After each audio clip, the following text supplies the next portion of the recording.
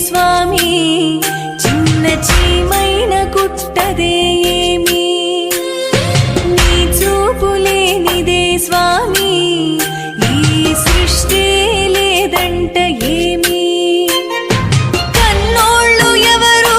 లేరయ్య నాకు కన్నీళ్లు తుడిచే వారెవరు రారు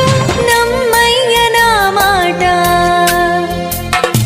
నీ ఆజ్ఞ లేనిదే స్వామి